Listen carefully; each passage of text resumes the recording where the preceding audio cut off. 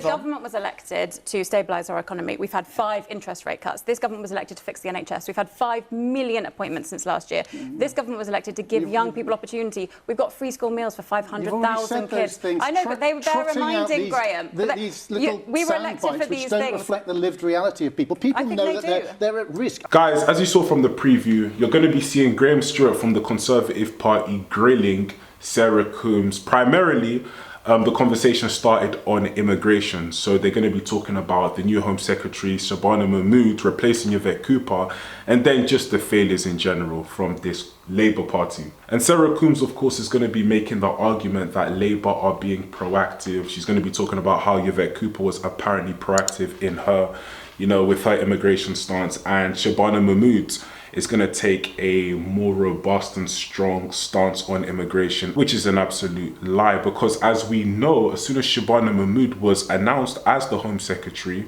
over 1,000 people came in one day.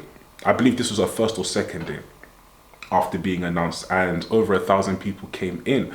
So it shows that people are very happy that she's Home Secretary, because she's a Muslim Home Secretary. So they're going to be trying their luck, and you're going to be seeing an influx of boats coming over to the United Kingdom. So the numbers will absolutely be skyrocketing. There's no deterrent put in place. Can I just ask you about something else that Shabana Mahmood has said? We heard her there saying how she really does want to focus on this issue of returning failed asylum seekers. She's also said that she'll suspend visas for countries that won't take back failed asylum seekers, which seems to be a new approach. I think lots of people in the Labour Party and the whole country are proud of our history of supporting refugees in this country, but that is not the same thing as what we've seen, which is people coming over on small boats. There is nothing progressive about that situation. We need to get a grip of our borders. We inherited a crisis from the Tories, record numbers of people in hotels, no processing of the asylum claims whatsoever. That was an unacceptable situation, and I understand why people are angry when they see those images, and Shabana is absolutely right to get a grip on it.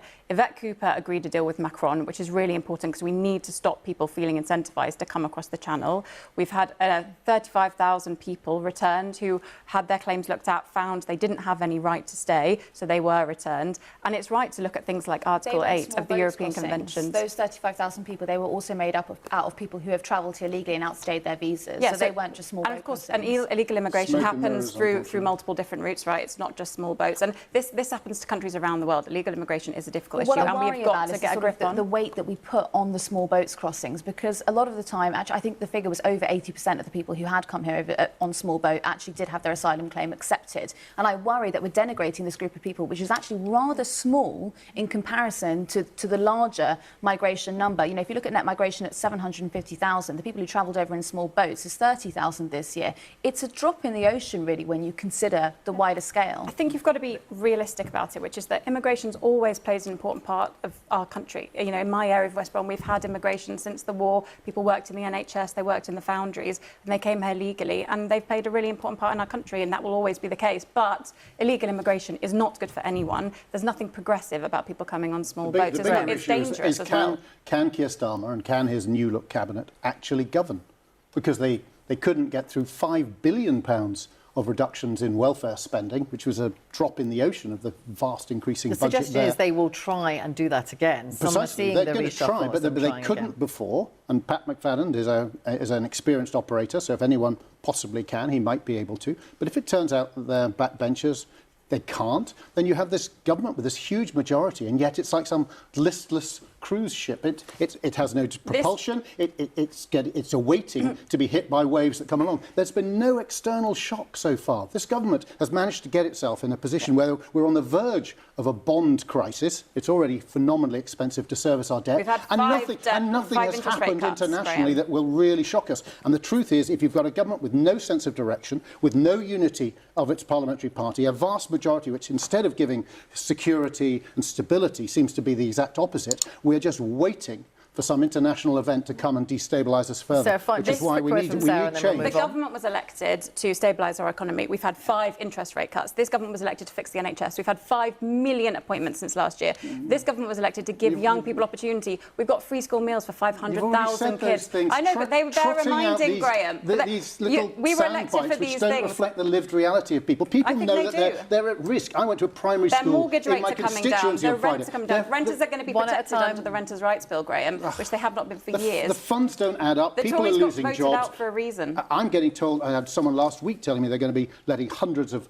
employees go just in a local company in my constituency Well, shame last on week. them. A school that wants to... It's not very patriotic, is it? Sorry? It's not very patriotic to let your workers go because you've got to pay them a higher minimum wage. Economic reality is there regardless of business the... owners of the be paying ideas of minimum the- wage than flying a We're going to flag. talk about. All right, so the girl on your screen right now mentioned that net migration figures were 750,000, and when compared to 30,000, you know, we're placing too much of an importance on the 30,000. You know, there's a bigger number that we need to address. But honestly speaking, I believe the reason why people are so angry over the 30,000 is because it's in your face. You're seeing them come over on dinghies. You're seeing them being placed in 4 5-star hotels. They're being lodged there at the expense of the taxpayer. It's right in your face. You are seeing everything from their point of arrival to them being sheltered. You're seeing Brits that are on the streets and they're forgotten. And this is what is, you know, infuriating the British public, and people are getting angry because of that. You know, when people come over and overstay their visa, the British public aren't necessarily seeing this, so it's not something that's in their face. You know, and people that overstay their visa aren't then going to be anticipating they'll be placed in a 5-star hotel. They're more likely to be undercover in the UK and running away from police or immigration. So that's a different scenario. We're talking about people coming over on boats, that we're seeing them come over on boats, arrive on British shores, and then we're seeing them get priority as it relates to housing, and they're being placed in houses, they're being placed in hotels, they're being placed in nice luxurious places at the expense of the taxpayer. So this is what's annoying people. You know, people are annoyed because of this. They don't want to fund this and carry on funding this, like I've said many, many times. So this is what we must take into account. Yeah, yes, the 30,000 is, you know, smaller, but, you know, it's right there in our face, and it's like the government couldn't care less. And when you do address it, when you do protest, then what happens is the Home Office will take this to court and fight, you know, against the British people's interests. You know, British people have said that, you know, we don't want to see it anymore, and the Home Office have said, well, tough, we're going to fight for them to stay there. And yeah, and this is why now when, you know, Sarah Coombs is coming on talking about how, oh, you know, we're trying, you know, Shabana Mahmood is absolutely right to deal with immigration. Like, we all know that. Like, it's not about lip service and talking. It's about, are you actually going to do the work, or are you not? Are you just going to say things that sound good because you're scared of reform and you're scared that you're going to lose the next election?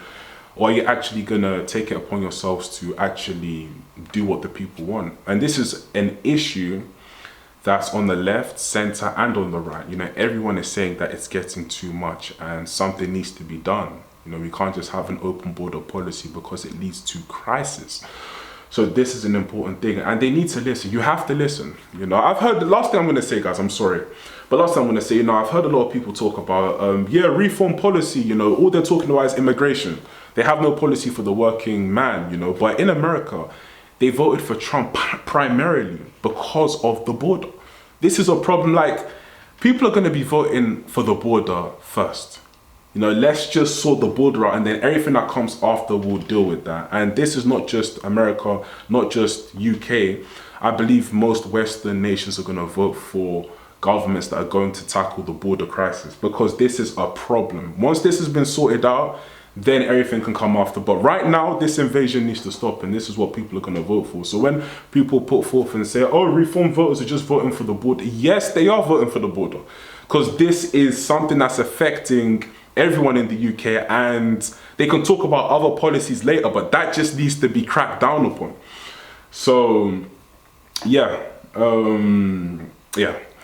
But anyway, guys, let me know in the comment section down below what you think. Like, comment, and subscribe, and I'll catch you in the next video.